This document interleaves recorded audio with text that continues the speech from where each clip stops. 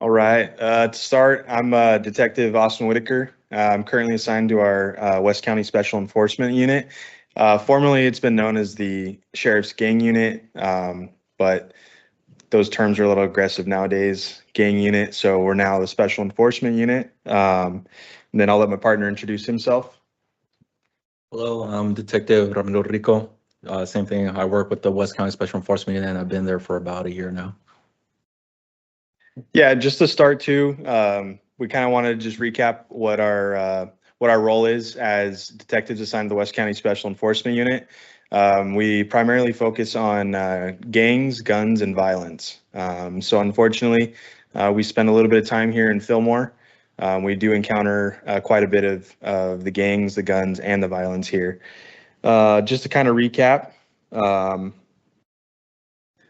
of some of the statistics that we've encountered this year alone. We've had over 110 firearm seizures. We've seized over 6 pounds of methamphetamine, several ounces of fentanyl and cocaine. And we've also seized quite a bit of illicit funds from drug trafficking and firearm trafficking. And that's somewhere in the range or realm of 200,000 so far. It's a constant battle every day. We're trying to infiltrate and try to put a stop to these gangs, but once we direct our attention one way, they pop up somewhere else, and it's a never-ending battle. It just keeps going and going and going. So we do really enjoy presentations like this and interacting with the community because we're only a small unit and we can only do so much work. So without your guys' help, I mean, we would not be getting anywhere close to the seizures that we have these days. So we appreciate you guys, and we look forward to hopefully working with you guys more in the future.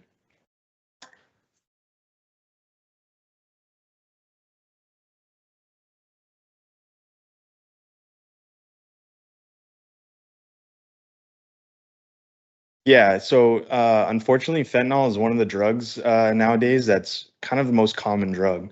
Primarily, and I'm just speaking for our unit alone, we either see meth or we see fentanyl. We don't really see cocaine or heroin very often anymore. A lot of times we're dealing with fentanyl more than anything. And you see it for a range of reasons. I'm not a complete expert on fentanyl or narcotic investigations, but a lot of times it comes from just medications. They get prescribed a medication and they spiral out of control, and before you know it, they are hooked on opiates like fentanyl. Some of the pictures that are shown here, they're not to boast or celebrate for us. They're not any sort of like glory picture or anything like that. They're basically put up there to see the types of things that we are dealing with and that we are seizing from citizens in our communities that a lot of people are not aware of. Anything from assault weapons, high capacity assault weapons, to shotguns, to silencers, 3D printed manufacturing firearm equipment, which the 3D printed firearms, those are significant. Just the trends nowadays is because the 3D printed firearms are unserialized. So the DOJ does not have any sort of paperwork or knowledge that these firearms are even out on the streets. So for gang members, you can imagine that these guns are actually very beneficial to them because there's no sort of serial number attached to it, so it can't be traced back to anybody. So a lot of times we are seizing ghost guns, is what we call them. And then again, with the illicit funds and the narcotics, where there's guns, there's usually narcotics, and where there's narcotics, there's usually guns. And unfortunately, they're usually evolving around gang members. Would you like to add anything to that? Yeah. So, like my partner touched on, right? First of all, we would like you guys to coming out and being present here.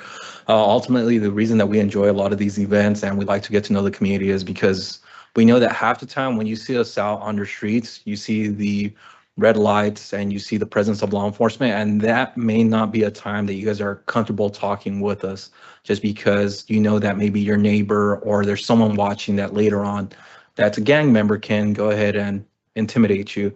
So we love coming to these meetings. That way you get to know us, where you're able to talk to us. But we want to let you guys know that if you guys ever have any concerns in your community, this is how we can show up. We don't have to show up in a marked black and white vehicle. This is what we wear for work, and we're more than willing to come to your house, even do a FaceTime phone call, or just do a phone call overall to get to know a little bit more of what issues that you may be facing in your community. Because ultimately, we're here to protect you guys. We want to serve you guys.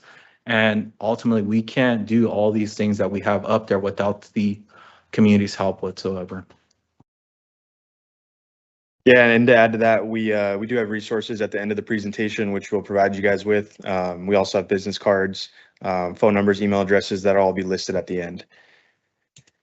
So to start, we have a general overview of just criminal street gangs in Ventura County that we deal with or we see on a day-to-day basis. The main ones that we'll be dealing with here in the city of Fillmore is primarily going to be the little boys. It's LBZ. We have the boys, TBZ. We have AFK. They call themselves All Faded Crew or All for Cash. We'll also see the Pyru boys, and there's also a spinoff now. It's called OTM. They call themselves On the Move. A lot of these gangs are nowadays really invested in the music videos. So if you see them around town doing their music videos, or you see them doing their social gatherings, a lot of times it's going to be related to like a music video or some sort of social media platform. So those are some things that you guys can look for. If you see them out on the street when they're doing their little music videos, more than likely that's going to be some sort of gang affiliated event. Yeah. All right, to kind of jump back into what we were talking about, here's some of the lists of some of the criminal street gangs in Ventura County. Again, this is just an overview. There's a bunch of spinoffs and a bunch of other crews that call themselves gangs, kind of stuff like that. The ones that we do have listed, though, are the ones that have been actually stepped in court as criminal street gangs. These are the ones that have been recognized by the Superior Court as actual gangs. And going back and touching on just some of the Fillmore gangs and then some of the rival gangs that they see or that we'll see here in Fillmore, starting with Little Boys, LBZ. We'll dive into their geographical location and some of the common signs and symbols that they're actually wearing out in the community.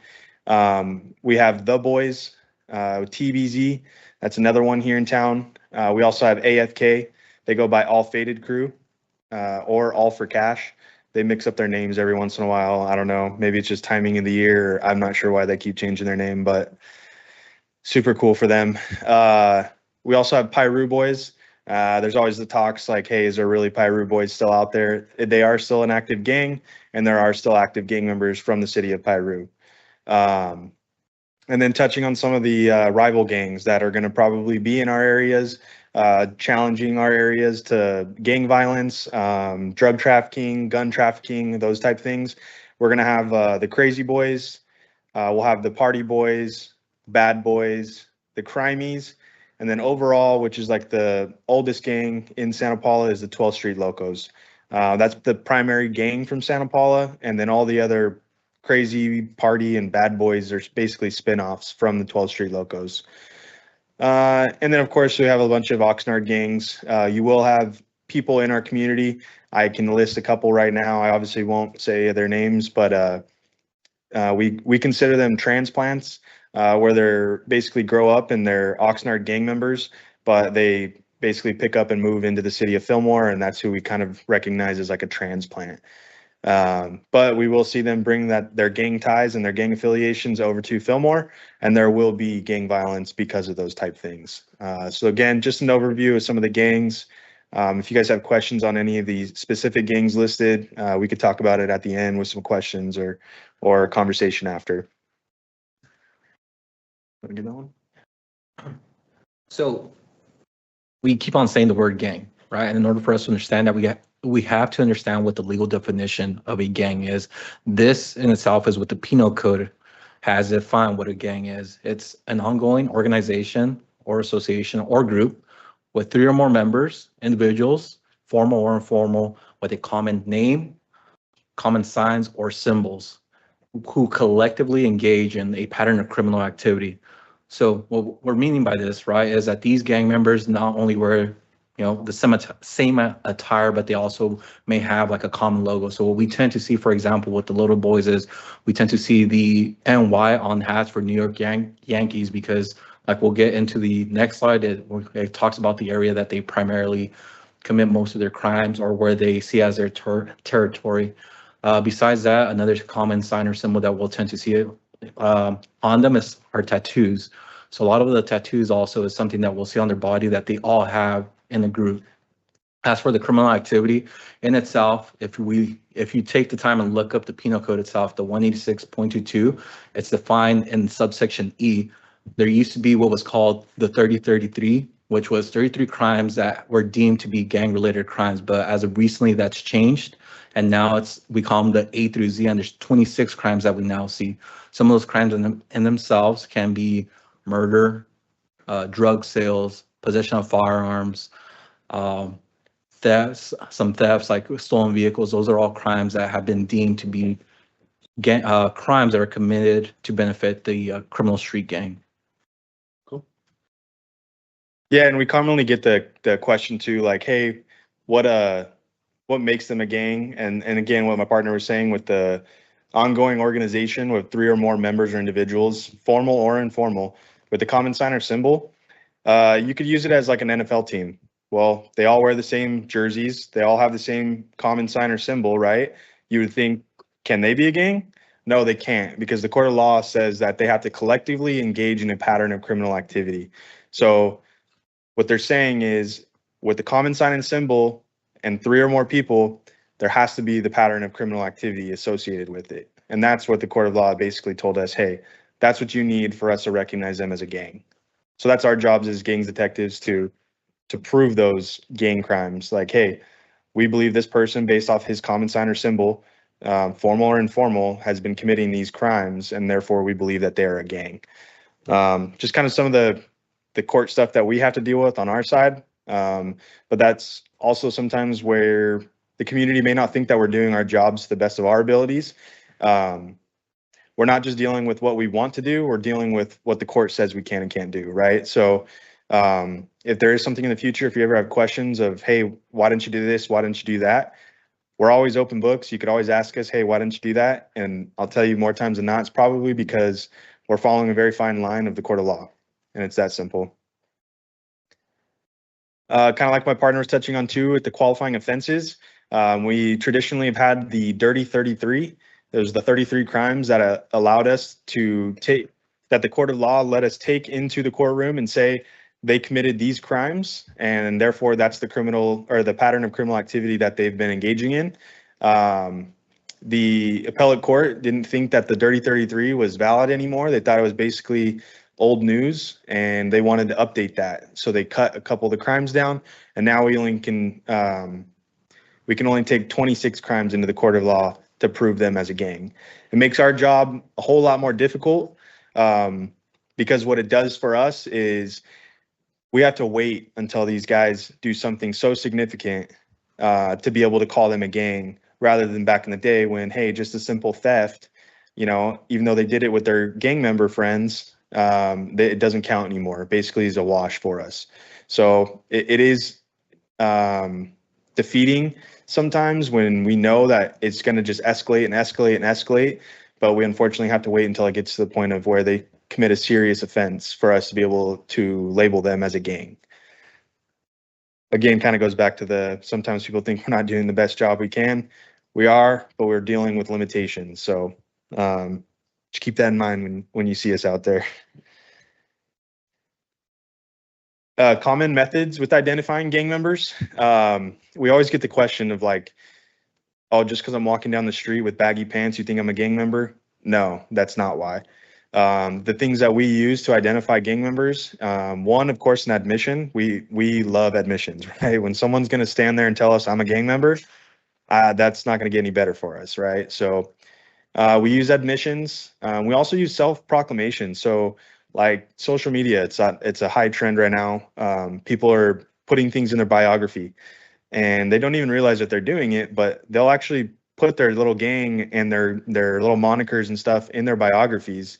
And in our eyes and in our interpretation, that's considered an admission because it's a self-proclamation. You're calling yourself a gang member and you're associating yourself with that gang. So we do use those type things that will then go to court. Gang tattoos, like my partner said, these guys will put the common sign and symbol on their body. We've even been fortunate enough to have people tattoo their foreheads with their gangs. And I have a picture on the slide so that you guys can make sure I'm not just making that up. These guys will actually tattoo their forehead or tattoo their face to make it super easy for us. The other thing is gang arrests. If they're going to go out and commit a crime with other gang members, of course, that's going to make it a little easier for us. Gang graffiti, they like to put their gangs and their little special names that they get in the group. They like to make it easy for us that way too.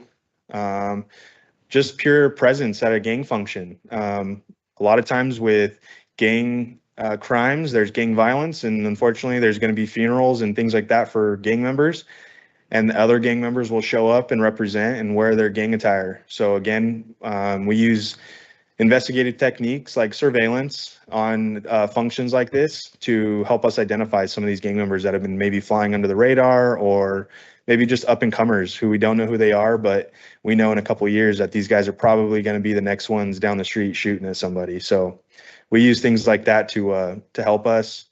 Gang attire, best way that I can explain that one, it goes back to the old saying, walks like a duck, quacks like a duck, must be a duck. When they make it easy for us and they're wearing gang attire with all the other gang members standing there, well, that's something that helps us a lot. Contact with gang members goes back to the gang arrests. ID by other gang members.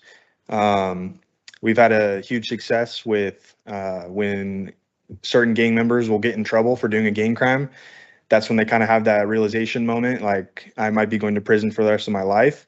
And that's usually when they like to spill the beans. And when they start telling their whole life story, a lot of times they're going to start telling us who's who in the gang, who's running the gang, who's their, the guy that runs the drugs, who runs the guns, that type of thing. So that always helps us when that happens. And then in small communities like Fillmore, unfortunately, family members. A lot of times there's familial ties and it's generational, where these guys just unfortunately all they know growing up is gangs. Their grandfather was a gang member, their dad was a gang member, and now it's their turn to be a gang member. So things like that we deal with when we're doing our identification of gang members. Anything, Dad? Yeah. Okay. So up here, you're going to see a map. Obviously, it's the city of Fillmore, but it's divided. It's divided by A Street because, being familiar with the area, we know that if you go north of, 2nd Street or 1st Street, actually, if you go north of 4th Street, that you can't get across to the east side without having to come south of it. But on the map, what you're going to see is the little green bubble, which is what we have learned to be the Little Boys area. And not only have we learned that, but it's from contacting numerous gang members. And like my partner said previously, when some of these guys finally say, that's it, I've had enough, I no longer want to participate in the gangs themselves, they go ahead and open up, or debrief as we like to call it, and they have painted this as, this is the area that the Little Boys oversee. This is our territory, and we don't like rivals coming into our area. Now I know it's a little hard to see, but up here you're going to see it's a little yellow. It's called East Side, or the Boys. That's the other gang that we see here in Fillmore. So like my partner touched on, there are four gangs that we tend to see, right? Little Boys, the Boys, or the East Side Fillmore, also Pirate Boys and AFK.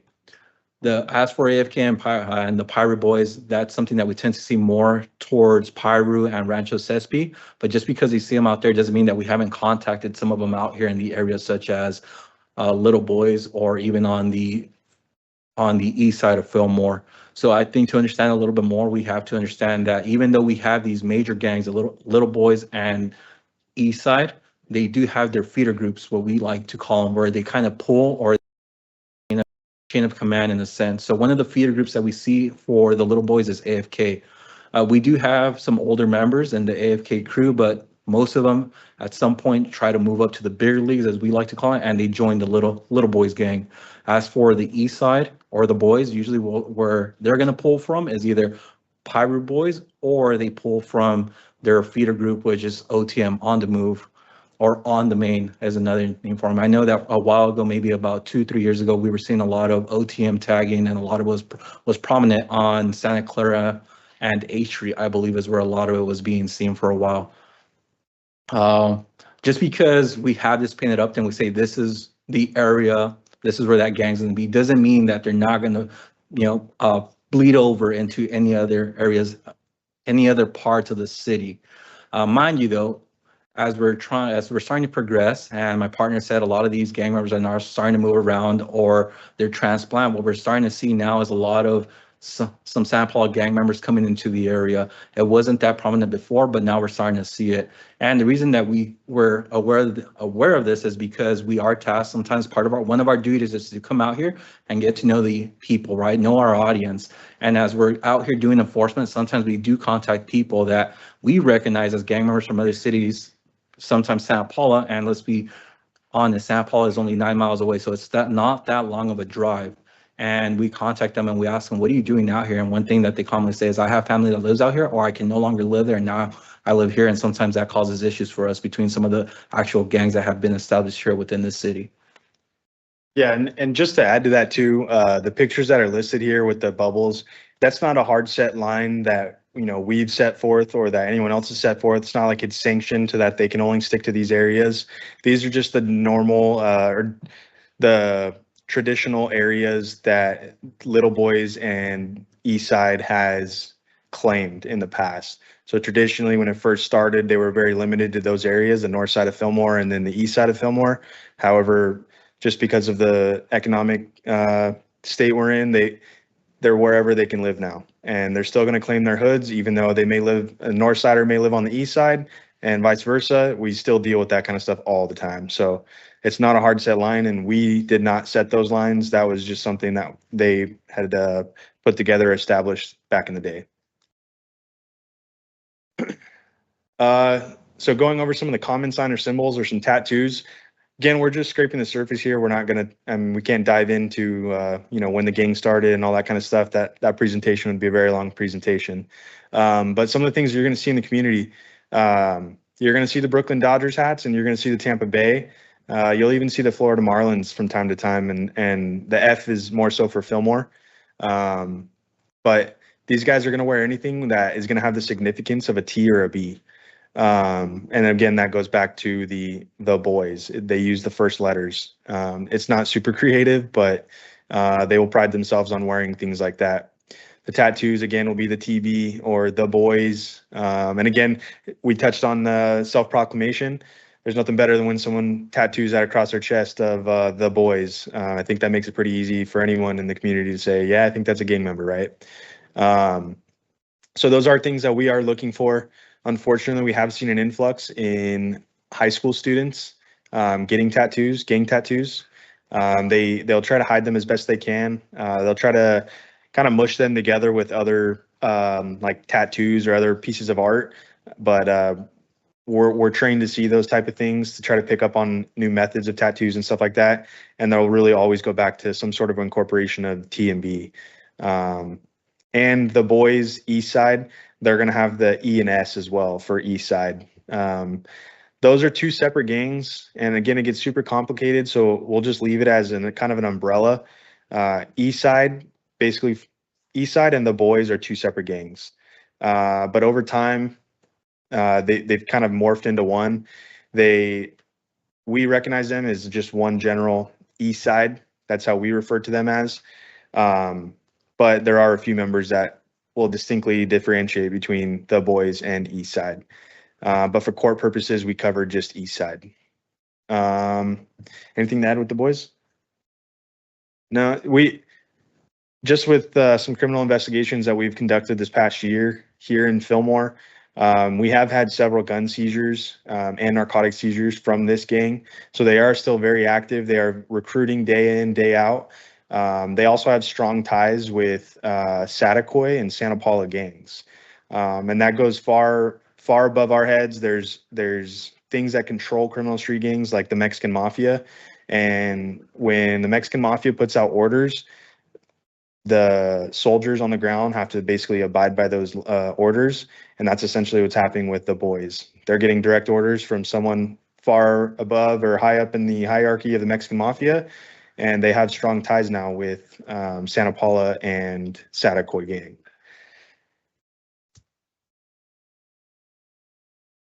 So the next one that we're going to talk about, obviously we've been mentioning it. It's Little Boys, LBZ, LB, or Northside Fillmore. These are common terms that we'll see that they use. A common symbol for them is going to be either Long Beach, right? Because it's the LB. They use it to represent Little Boys, or the other one, like I said, the NY, which it's a New York Yankee symbol, which they use for Northside youngsters or North youngsters. Tattoos that we'll see on them, like my partner said, you have that guy right there, that there's no better evidence, and it doesn't make our job that much harder when we go to court and we have to testify and say, Your Honor, this man is a gang member, and he can't sit there in front of a judge and say, no, I'm not, when he has Little Boys, the actual name of the gang, tattooed on his forehead. Other tattoos that we'll see is the LBZ, the NS for Northside, NSF, Northside Fillmore, or the Sixth Side. Little Boys ultimately happens to be the rival of Eastside, and we tend to see a lot of violence in between both of them. These are sometimes the fights that we see, and it's tragic to say, but we're starting to see that violence now fall into some of our middle schools and some of our high schools, because you do have some of these juveniles that idolize some of these older gang members, and they know that the Little Boys and Little Boys and Eastside don't get along, so that when they run into each other in the middle school, or they run into each other on in high school, they're commonly, there's fights bound to happen. And I think we saw it maybe about two years ago. There was a huge fight, I believe, at the high school, and then ultimately that's what it was. It was a gang fight that took place. Yeah, and I think too, with when it ties back into the school district, what you're going to see with the younger generation a lot of times before they start wearing the LB and the LBZ type stuff is you are going to see the New York Yankees hat. They consider themselves the Northside youngsters, and they're basically the foot soldiers to the LBZ gang members. They're going to take orders from the LBZ gang members, and those orders could be anything from, hey, you're going to hold on to this gun and you're going to bring it to me or hide it as long as you can. Or it could be things like, hey, you're going to go tag that wall because I said so. So the Northside youngsters, and it's not just a high school thing. There are elementary kids that are Northside youngster gang members. It's hard to believe, and it sucks to see when you see younger kids that are grasping onto that type of mentality or that ideology. But it is here in our community. Northside youngsters is up and coming. And then just kind of going over AFK, the All Faded Crew, or All for Cash. Again, they keep changing their name. There's arguments of what it actually stands for. And I could probably bet you guys that a lot of the gang members in that gang don't even know what they actually are called. So they got a lot of different names for themselves. They wear things such as the Florida Marlins, Oakland A's, Houston Astros, pretty much anything that's going to depict the A.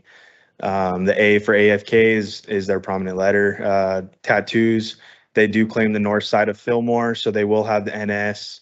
They'll have AF for Always Faded, and then they'll have the AFK for Always Faded Crew or All for Cash.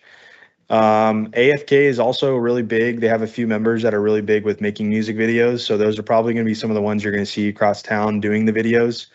A lot of the things, and we're going to touch on it later in the slide, but a lot of the rival gangs and basically the beef between the gangs all stem from music videos now. They basically diss each other in the music videos, and that's kind of where the beef starts. So AF, they are very active. Within the past year, we have responded to several calls for service and ended up being investigations where this particular gang was involved in gang shootings. So they are very active, and they are out there with firearms and narcotics just as much as any other gang. Yeah, absolutely. So reference AFK, and my partner keeps on saying it, is that we tend to see a lot of these groups make music videos. They make them in your own city. You'll see them. They sometimes go ahead and block off a road, and you're like, what's going on? I'm trying to get through. But you see that there's either that old classic car, or they have some sort of lowrider, or their new like little fixed up cars, and they're out there rapping, and you may see what you think is a prop, right? So this is where we need your guys' help. If you see these, go ahead and see these people doing these music videos, give us a call, because we would like to come and contact them. And the reason being is because if you watch these videos, as we're going to go into it later on in the slides, you'll sometimes see that they use guns in their videos. It's one of those things that we see, right? Gang members, guns, and violence. But a lot of these times they'll say it in the music video that it's a prop. We know based on our training experience that a majority of the time it's not. It's a real life like gun that it's a real gun that they're using in the music video. And that's what we ask people within the community to give us a call so that we can come and contact them so that we can go ahead and get those firearms from them, because half the time they may not actually be a gun that's legally registered to anybody. Yeah, and looking at that bottom photograph, that is actually a photograph that they had posted themselves. It's not staged or anything like that. That's the gang themselves posting themselves on social media. And in the picture, you can see them with their hands manipulating their hands into certain letters, and those are to represent AFK as well. So that again, just another way that we identify gang members by their hand gestures. They can make certain letters out, and that's where the term gang banging came from, is they do things like that when they're driving by. They'll throw up signs to people as they drive by or they encounter them. And that's typically where the gang violence starts. So some of the things to remember too, just in our communities, is these individuals are here in our community, and these are the ones that are carrying around gang guns. They're carrying narcotics. They're just making our just peace here in the community a whole lot worse because of their ideologies that they want to put out to everybody or endanger everybody in our community. Us as a community, we need to come together, and we need to make sure that we're identifying these people and actively trying to put a stop to it, because last thing that we want to do is respond and see that an innocent bystander is hurt because of these selfish gang ideology and mentality and gang violence activities that happen day in and day out. Eventually needs to stop, right? So that's our goal with these guys. Just zoom through this one. Just touching on Piru, there's not a whole lot to talk about it. I mean, we all know that it's a very small community there.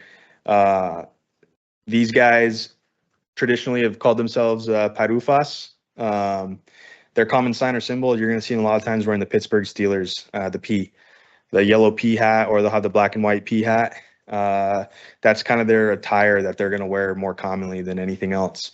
And they also, like this individual, made it pretty easy for us. Might be kind of hard for you guys to see, but it's things that, again, we're trained to see. He's got a big Piru right through his chest right there. So their tattoos can be anything from Piru to P13 to PX3. The PX3, that's a Roman numeral, so it again is P13. The significance of 13 is 13's the 13th letter of the alphabet is an M, and it's to pay homage to the Mexican mafia. So the 13th letter is M, which is La M. La M is Mexican mafia. So there's always a reason. You'll see it in the taggings as well, all throughout the city. Most of the time when you see a gang tag, they're going to have either an X3 in there, or they'll have some sort of homage to the Mexican mafia, which is a great significance, because they're saying that they're falling under the allegiance to the Mexican mafia, and that they're actively out here instituting and carrying on the activities that are put forth by the Mexican mafia, such as drug trafficking, gun trafficking, violence, all those type of things, thefts, robberies, carjackings, everything you can think of. These are all things that these guys are paying allegiance to, saying that we are willing to do it. Next, we're going to touch on Santa Paula. I know that this is the city of Fillmore, but ultimately, like I said earlier, it's only 9 miles that separates us, right? It's not that long of a drive, and we know that a lot of these gang members now have vehicles. They may not have a vehicle of their own, but they may either steal one or they may borrow family members. Some of the common gangs that we're going to see in Santa Paula is Crazy Boys, Bad Boys, Crimies, Locals, and Party Boys. As you can tell, the Crazy Boys primarily covers the west end of the city of Santa Paula, and in the east side, you're going to have a lot of little groups in there. You have the Bad Boys, Crimies, Locals, and Party Boys. Ultimately, what you're going to see that's a common term for all of them is that they all cover the east side for the most part, and they all rock the Santa Paula tattoo or 12th Street, except for the Crazy Boys. Crazy Boys is the only one that has a different symbol, and typically what they use is a W to represent the west side of the city of Santa Paula. So These are some of the tattoos, like I said, that we're going to see, right? You have the 12th Street Locals, which is one of the older gangs. And ultimately, a lot of these smaller gangs, the Crimeys, Crazy Boys, and Bad Boys, ultimately got tired of being pushed around by the 12th Street Locals. So they started their own little groups. And a lot of these started like I said, we won't go too much into the history, but in the late 70s, they somewhat started. And we still tend to see this, right? And a lot of the reason that we see it is because it's a generational thing. My dad was a gang member. I'm going to be a gang member. And now my kids are going to follow down the same path. It's a cycle that we want to break, and it's very difficult. And that's what makes our job really hard. When we try to talk to a lot of the juveniles, we do a lot of these events and we talk to juveniles and we let them know this isn't the lifestyle that you want to live. But when they've grown up and seen this their entire life, it's just something that they think that they should idolize and they just follow, or maybe they just don't know any better, but which makes our job that much harder half the time. But we have the 12th Street Locals. They will use the 12 and obviously the ST to stand for 12th Street. They'll use locals. They'll have that tattooed on them. A common symbol that or hat that they'll use is a St. Louis Cardinals logo, right, for the LS. So that's one hat that we'll commonly see for them. As for the Bad Boys, they'll have the tattoo Bad Boys on them, or something that we'll commonly see that they're wearing as a hat to represent them is the Brooklyn Dodgers hat for the B, bad. As for the Crimeys, what you'll see there is a CMS. CMS stands for the Crimeys. That's what they use it to represent. They also have the 12th Street on them. And the reason being is because, like I said earlier, a lot of these groups, except for the Crazy Boys, primarily live on the east side of Santa Paula or close proximity to 12th Street. So they all pay homage to 12th Street. Something that we'll commonly see with them, at least for a hat, is it's the TC. And the reason that is because they call themselves 12th Street Crimeys. So it's one of the hats that we'll commonly see with the Crimeys. As for the Crazy Boys, well, common things that we'll see with them is a CBZ, right? It's an abbreviation for Crazy Boys, but something that we'll also see is the Chicago Bulls jersey with the numbers 32. 32 reason being is because the third letter in the alphabet is C and the second letter in the alphabet being B. So they use that to represent Crazy Boys, and the Bulls also just because it's another way for them to represent the Crazy Boys. Anything else to add to that? Yeah. No, the only thing I was going to add to this is the rivalry between the Fillmore gangs and Santa Paula gangs. There's always going to be the rivalry between Fillmore and Santa Paula. We know that. That goes all the way down to high school football, right? So just traditionally, there's always going to be the rivalry between Fillmore gangs and Santa Paula gangs. Just something to remember. If you see that around town, might be a good idea to get out of the way because there could be some gang violence. Significance of graffiti. I know that the town, unfortunately, has been blasted with gang graffiti. I mean, it has never stopped, but there's been an influx in the last couple months. We are doing our best to combat that. We have served several search warrants to catch these people. We've been lucky enough to identify them and actually arrest them for it and make them pay restitution, which is nice because they're paying for their own damages. But the significance of those things, it's territorial. It's one way to ensure to boast about where they're from or challenge other people like, hey, this is our territory, don't come in here because, you know, gang violence is going to happen. We're going to gang bang on you. The other thing is specific gangs or rival gangs will go into a rival gang area and tag in their area, and that's basically a challenge. And that challenge ultimately results in gang violence, shootouts, stabbings, fights, all those type of things. It's also another way it goes back with the challenging, but it's threats. The alliances, sometimes the significance, two gangs will have their own like little alliance, kind of like I touched on earlier with Eastside and Satakoy. So it wouldn't be completely uncommon for us to see Eastside, Fillmore, and Satakoy tagged together. It's showing that their allegiance and that it ultimately shows, hey, we're big and bad, we're stronger than everybody else. So it's all silly stuff to a normal citizen, but to these gang members, they think it's the coolest thing ever. So it sucks that we have to deal with the ugly graffiti vandalism all throughout our town, but we do try our best to identify these people and make them pay for what they've done.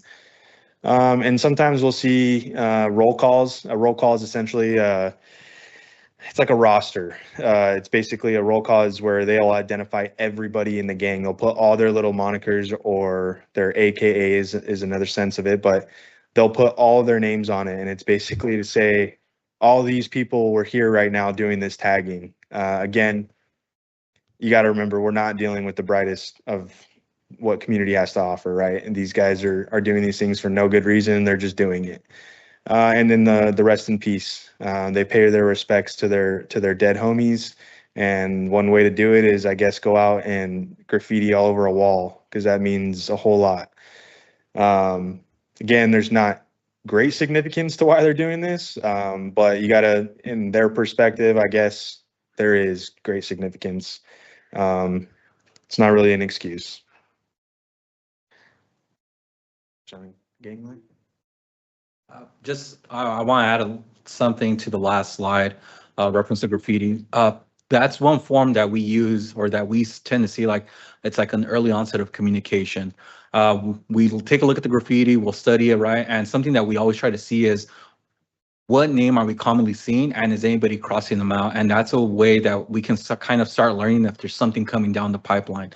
If we start seeing that maybe this gang is tagging this area and ultimately someone continuously keeps crossing them out, then that's where we kind of buckle down and we try to find out who's the one crossing them out, because ultimately we can suspect that there's some sort of gang violence or retaliation that's going to follow if this person continuously crosses them out. As for attraction to the gang life, what we have is a sense of belonging. So it's things that we learn from talking to some of these gang members. It's what attracts you to this lifestyle, right? We know that ultimately the only thing that you're going to see if you join a gang is you're going to end up being incarcerated, or you're going to end up dead, or somebody in your family's going to end up hurt because of your associations to this gang life. So a sense of belonging, a group of membership or acceptance, the structure, self-esteem, status, recognition, and support. So what I think it ultimately comes down to is that sometimes these gang members, like we said, it's a generational thing, but maybe they didn't grow up in the most accepting household.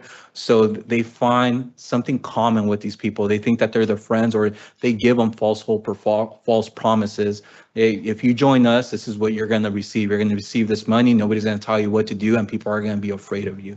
And, when juveniles are young, they don't know any better, and they think that, yeah, this is exactly what I do. I idolize this person, and ultimately I want to follow in their footsteps. But what they don't see is the other side of it. They don't see that. They don't see us coming to their house, kicking their doors in, or taking them to jail, or now they're serving long-term sentences, and then nobody's there to help them out anymore. They may think that these are their boys, these are their friends, but ultimately they don't see the other side of it, where they're incarcerated now, and the only ones that they're talking to is their family, or they're begging their loved ones, please, like, put money on my bucks because I want to buy commissary this week. Yeah, and just to give you a real life story about what my partner said, earlier this year, we served a search warrant here in the city of Fillmore. We arrested an individual who was recruiting gang members into the gang. He was tattooing these minors, and when we spoke to this individual, in his own words, he told us that that younger individual that he was tattooing and recruiting into the gang, the life that he was living, his parents weren't able to provide him the clothes and the shoes and just the materialistic things, just day to day. And that gang member, with, I don't know what money or where the money came from, but was able to buy him those materialistic things. And now that individual, or that minor, feels indebted to that gang member, and he idolizes that gang member. And that's kind of where we see the whole dedication to the started, is things like that. So those are ways, or things that we're trying to combat, and we're trying to find resources, and we're trying to find programs that are going to help these kids and at least have some sort of sense of belonging, so that they're not out there finding or idolizing people like that who are going to just get them into the gang life, right? And that's kind of where we can all play a factor in that as a community. There's plenty of community events out here that we can all kind of come together. It's a small town, and we can come together, and we can beat this whole thing with stopping the whole generational gang members. And again, it ties back into the family dynamics, right? The economic instability that's going on. I think that's pretty much everyone here in California nowadays. Everything is just ridiculously expensive, right? Just going to the grocery store, we're spending $100 every time we go. The drug and alcohol abuse, neglect, things like that. Family members who grew up in it, we touched on, but really is the unstable and low expectations. These guys, They don't have high expectations for themselves because they don't have any driving force at home that's helping them like grow up as a, you know, young man or a young female. There's nothing that's pushing these people forward. So they just think, hey, I'm just going to be a gang member just like everybody else. Unfortunately, we've had those conversations with younger kids as of recently too. I could think of one 2 weeks ago where the kid said, well, what else am I supposed to do with my life? You know, and the kid's 14 years old. Why does a 14-year-old have that sort of mentality? He shouldn't. So it comes back to family dynamics. Sometimes, you know, families can't provide to the kids the things that they need to grow up, and with all the new trends nowadays, there's so many factors of why these kids are not, I don't want to say sensitive nowadays, but they just need more attention. And I think a lot of it has to do probably with some COVID, being locked in the house for so long, and now they're kind of back out and don't really can't find themselves of what they want to do with their lives. But a lot of it does have to tie back in with family dynamics, unfortunately. Anything with that? Yeah, so going back into the family dynamics, and this is where we ask you guys for help, because ultimately one thing that we commonly see with a lot of these juveniles sometimes is that they wear this baggy clothes. They're wearing these baggy pants that probably are 6 sizes too big for them. They're folded up a couple times, these baggy t-shirts, and then we commonly ask, where did you purchase this? Where did you get it? And one thing that we find sometimes is that the parents themselves buy them these clothes. So this is where we ask you guys control your children. You control what they wear. Don't let them wear, these oversized clothing, because ultimately you're in a sense feeding into it. You're enabling them to continue this lifestyle. So that's where we ask you guys, control what your child wears. Don't let them wear this baggy clothes. There's no need for somebody who should be maybe a size 16 in pant size to wear like a size 34. And we tend to see it everywhere. Yet again, if you're not the one providing them this clothing, if you're not the one buying them this clothing, maybe these flashy hats, this jewelry, ask yourself, where are they getting this from? If I know that my child doesn't work, all he does is go to school and comes home, where is he getting this? These are things that you need to ask yourself as a parent and start investigating your own, on your own. Where are you getting this from? And ultimately, you as a parent have the right to take that clothes away, throw it away, and then provide them with clothes that properly fits them. Yeah, we commonly use the term walks like a duck, quacks like a duck, must be a duck, right? So that's things that we do, like exactly what you just explained, we're dealing with day in and day out. I am going to kind of fast forward from this one, just some quick pictures of gang violence that we do see from time to time. They're graphic, so I'm not going to keep them up there too long, but unfortunately, that gang violence, it seems like it sometimes just gets worse and worse, right? Where rival gangs, it just doesn't stop. They retaliate back and forth and back and forth. And it's one thing. It's one thing when they do it to each other. If a gang member is going to do it to another gang member, in my opinion, at least, that's a lifestyle that they chose. But the main issue that I have a problem with, and I know that I can speak for my partners as well, and the things that we combat and why we try so hard to combat these type things, is the gang violence doesn't just stay within the gangs. It spills over into the community. Unfortunately, we had a couple years ago, there was a shooting, a drive-by shooting, and an innocent little 7-year-old girl got hit by a stray bullet. Luckily that she did live. But again, those are examples of how this violence doesn't just stay within the gangs themselves. These gangs, they hurt other people, and that's more so who we're trying to protect day in and day out. It's not so much if a gang member is going to choose that lifestyle and choose to do that to another gang member. I mean, play stupid games, win stupid prizes, right? That's kind of the lifestyle that they chose.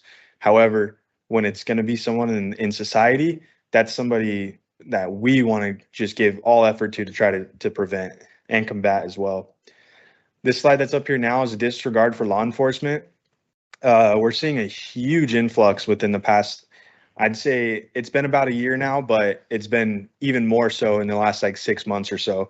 And a lot of it does have political views behind it. A lot of the incidents that have happened over the last couple of years, we know that there's a kind of a bad cloud over law enforcement right now, and not everybody thinks highly of law enforcement, which is fine. Everyone has their own opinions, and they all have their own beliefs of what goes on. But we are here to tell you guys today that that's not us. As Ventura County Sheriff's Office, that's not us. We have very high standards. And for speaking for my unit, West County Special Enforcement, we don't operate in that manner either. We're here every day in our communities, day in and day out, and we're trying to combat these problems to stop because we don't want to see anyone else, especially innocent citizens, get hurt from these stupid actions of the gang members here in town. But we also, I don't know what is with the new generation, the younger high school and just graduated age. They truly just do not appreciate law enforcement presence, and we see it and feel it every single day. It's something that, hey, we signed up to do it. I'm not making excuses and I'm not complaining about it. It is what it is. But with this current generation, we are seeing a lot more disrespect coming from them. And we've seen the same thing with how they treat their parents and their other family members. We've seen the way that they're talking to them. And one thing that I think, we have gotten away with, but we can still discipline these kids, right? As a community, as parents, everything else, we can still discipline them. There's still rules that they have to abide by, and there's still structure in our lifestyles, in the community, in your families, everything like that. And there shouldn't be a fear of law enforcement to prevent you from disciplining your child. It's not an okay to, absolutely beat your child. That's not what I'm saying. So don't take it to that extent. But what I am saying is the disrespect that's coming from these kids is not just towards law enforcement anymore. It's towards their own parents and their family members. And they're just running reckless right now. So as a community, that's something else that we can all work on, is trying to keep our kids in line. I know it's easier said than done, but we could try. Anything to add to that one? Yeah. So common ways that we tend to see that they instill fear in our community is intimidation, tattoos, clothing. They walk in numbers, meaning that they're not just walking one by themselves, but they're walking in a group. You may see a group of 5 guys, 6 guys walking around. And the reason they do that is for their own protection. Or maybe they see a rival gang member. So, nobody's going to want to mess with a group of people walking down the street, but it's vice versa also. A group of people walking down the street sees a rival gang member who's by himself is more than likely going to attack that person. Why? Because they want to instill intimidation. And when people see this as society, or people within the community see this, it kind of at times does scare them, like, oh, I can't talk to the cops because ultimately that could be me. But this is where we tell you guys, we're here to protect you. We're here to serve you. Ultimately, we can find any way to communicate with you. We don't have to show up in a full uniform to your house or in a black and white. We can show up in a different capacity, whether that be in plain clothes and a undercover car, or you can even decide to meet us somewhere where you deem it safe for yourself. But another way that we'll also see that they instill fear is through manipulation, threats, physical, family, and posturing. Sorry, my English isn't all that great, but some of the threats that sometimes they'll make, a lot of it comes verbal. They may make some sort of like a threat towards you or your family to try to hurt you, right? And that's why we're telling you, you don't have to talk to us at that moment when we show up to a critical incident. You can talk to us after the fact. We're more than willing to give you our business card, which we're going to do after this meeting. We're more than willing to give you our business card so that you can call us at a later time and say, hey, I did see something that happened, but I was afraid to talk to you at that time. And we're going to do everything that we can in our capability to make sure that we don't go ahead and release that information, and ultimately we try to keep you guys safe, because at the end of the day we want to protect you guys and we don't want you guys in harm's way. Okay. And then lastly, one of the common ways that they instill fear is social media, and that's a topic that could probably be a presentation in and of itself. The platforms that are out there nowadays are absolutely incredible. The ones that are up on the screen are just the most basic ones that you'll probably see on a gang member's phones. And I know a lot of us have Instagram, Facebook, Snapchat, YouTube, right? That's fine, but that's one of the main methods of communications that these gang members are using. The things such as WhatsApp, Signal, Telegram, those are all encrypted telecommunications. So they're able to actually communicate within these apps that no one's going to be able to see those messages. They basically vanish after the messages have been sent. Sorry to break it to you, but and I know there's some younger generation here, but if you see these apps on your kids' phones, there might be some shady things going on. Okay, so We are trying to make you guys aware that these apps are some of the most prominent apps that are out there nowadays, and that they are actively using these to do illegal activities, or at least communicate about illegal activities. So definitely, if your kid has some of these, dive into it. Things like Instagram, they can actually do multiple accounts. So these kids are very smart. It's weird to say, right? But these kids are smart, and they can actually create a separate account. So if they open it up for you, like, here, mom, you can look at this profile. I don't care. Well, with a little picture at the bottom where his profile picture's at, if you hold that down, there might be a second or third account that you can actually tap into. And I guarantee if you tap into one of those accounts, they're going to freak out. So those are things, just making you aware. Dive into those. YouTube's up there. I know that's kind of like one of those older platforms, but it goes back to the whole music videos. These people are making, or the gang members are making the music videos, and a lot of challenges or rivalry challenges, calling people out, internal beefs that they're having, most of the time are going to be in their music videos. You know, like I said, these aren't the smartest people out there. They're poets and they didn't even know it, right? So they're out there trying to make these crazy videos and they sound super cool. And they'll say what they're feeling, or they'll say the beef that's happening, or they're going to call another gang out, whatever they're going to do. More times than not, it's going to be in that music video. Touching on text messages, one thing for you guys to remember as parents, these kids are sophisticated and will delete their messages pretty quickly. If they do something shady, they know, hey, I'm going to delete that before my mom sees it, right? Well, thank you, Apple. Thank you, iOS. At the very top corner on the left side, you can actually click edit. When you click edit, there's now a little portion that says deleted text messages. You can tap into that and bring back all their deleted text message that they just deleted.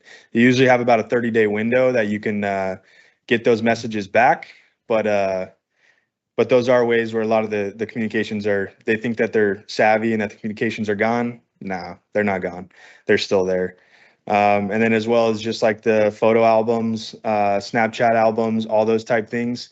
There is passcoded, basically photo vaults within the apps themselves that they can hide a lot of the photographs in those apps. They're usually passcode protected, but again, these kids aren't very smart, so they're going to use the same passcode that they use to get into their phone, right? So just things like that, as you know, parents and things out there, when you see these things, if you see these apps, just know that there's something probably going on.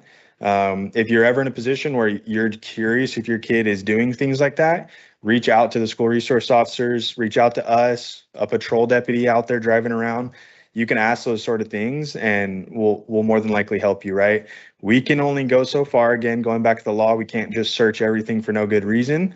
But I could give you parenting advice, I guess. I could tell you, hey, we can work around this. I can tell you how to work the platforms, right? There's nothing wrong with that. And you can do it yourself. But yeah, those are things that we are seeing nowadays, especially with this new generation. They're all over their phones. You got anything to add on social media? Not social media, but maybe the phones are raw. I think one thing to remember is that you're the parent. Ultimately, you got to ask yourself, who pays for the phone plan? It's you as a parents that do. So when a child doesn't want to give you their phone, right? You have a curiosity of what they're using their phone for on a daily basis, or what apps they're using, or what they're looking up. You as a parent have the right to do that. You're the one paying for the bill. It's hard half the time when we go out, we respond to these calls, we talk to these parents and they're like, well, he doesn't want to give me his phone. And then the one thing I commonly ask is, well, who pays the bill? I'm pretty sure they don't. I mean, if you pay it, go through it. You're more than welcome to do so. Like my partner says, we're more than willing to give you some sort of advice when we're there. Not legal advice, so we'll not give you legal advice. And then lastly, just kind of going over some resources for you guys. Again, we're from the West County Special Enforcement Unit, formerly known as the Gang Unit. We have one sergeant assigned to the unit, and then we have 7 detectives. It does sound like a small unit, but you know what? Size doesn't always matter, right? As long as we're effective. And then we also have here at the Fillmore Police Department, we have station detectives. I can speak as of now, the guys that are assigned there, they are very well versed when it comes to gang members, narcotic investigations, those sort of things. They have 1 sergeant and 2 detectives. Both of those detectives hold the senior deputy rank. and have both worked various assignments. So they have a lot of experience. And again, I can speak for them right now. They are more than willing to help you guys as well. And lastly, we have the Crime Stoppers Law Enforcement Anonymous tip line. If you don't want your name associated with anything, but you're like, hey, I need to get this information to law enforcement, call that number, 1-800-222-TIPS. You just leave a brief little message about what's going on. And that's all we'll work for. It's basically telling, hey, cops, go look under that rock. I'm pretty sure something bad's going on. And then it's upon us to take that information and we'll go do our jobs. All right. And of course, 911 if you really need it. Here's our contact information for Detective Rico and myself. Those are our work email addresses and those are our work lines. Feel free to leave a voicemail. We are not always in the office every single day, so it may take us a couple days to get back to you for a phone call, but our emails we do check daily. So if you guys have something burning or you guys need to get a hold of us, those are ways to get a hold of us if you guys need it. We also have business cards as well we'll be passing out. And then here's okay, I was like, I don't know what this is. Nothing?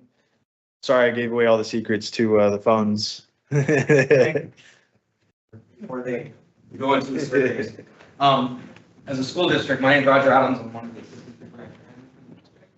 But we have school resource officers. I'd like to thank Deputy Avila, who's in the back. But at our middle school and our high schools, we have what are called school resource officers, and their job is to build relationships with students and make the connections to whether it's some questions about gang affiliations, to community resources, or just have somebody to talk to. They're there on our sites. We're a school, but we provide so much more than just what's happening in the classroom. And if you can have those discussions with your kids and even yourself, know that we have officers at the middle school and the high school, Deputy Ubocalba, that are there for the students and for you as community members. And so take advantage and ask lots of questions and don't feel like you're not part of this. You're a very important part that's going to help us help your own children. And with that, thank you so much, and I'll let you cover the survey. So thank you very much for the presentation. This is a survey that we have for you. We really would like your feedback. So there's a student survey and a family survey. You can use your phones to use the QR code. I also have paper surveys if that's easier for you. We'd appreciate you guys filling them out. But if there's no other questions, then that's our presentation. So thank you all for coming. We really appreciate it.